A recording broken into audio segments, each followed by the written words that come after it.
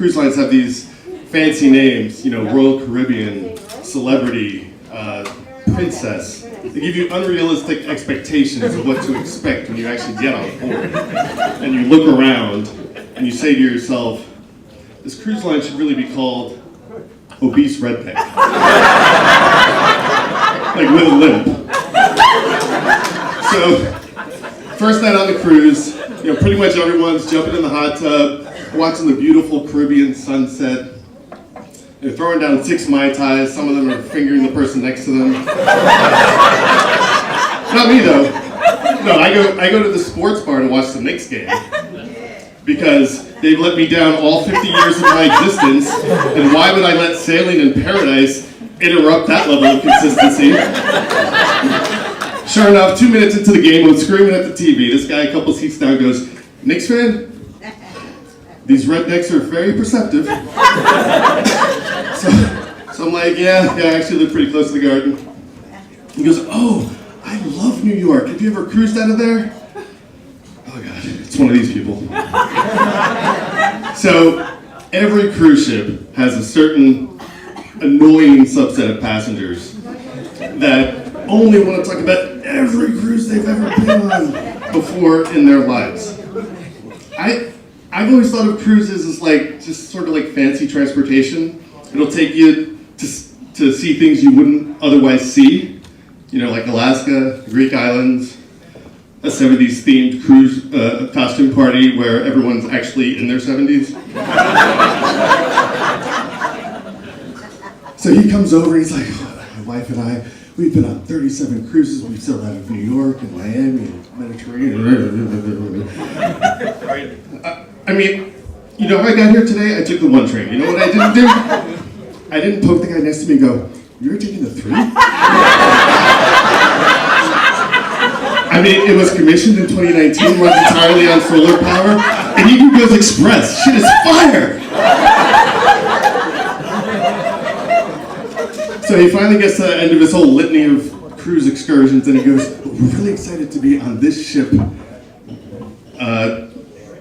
Aren't you? Have you noticed the size of this baby? I guess it's pretty big. It's pretty big. Pretty big. Are you kidding me?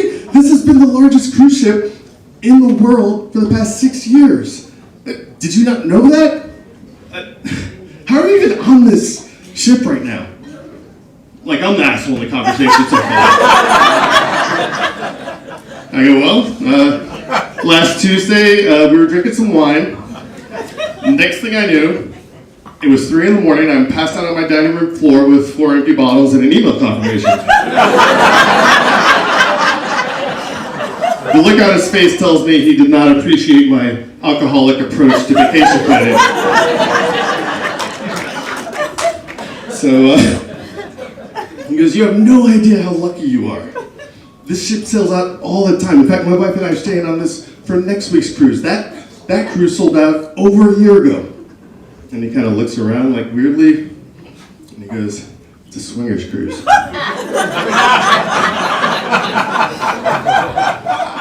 6,700 passengers, 2,300 crew. We don't discriminate. That escalated quickly.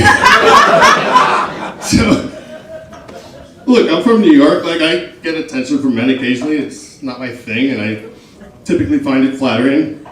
Although with this particular oversized specimen, it would have been more like flattening.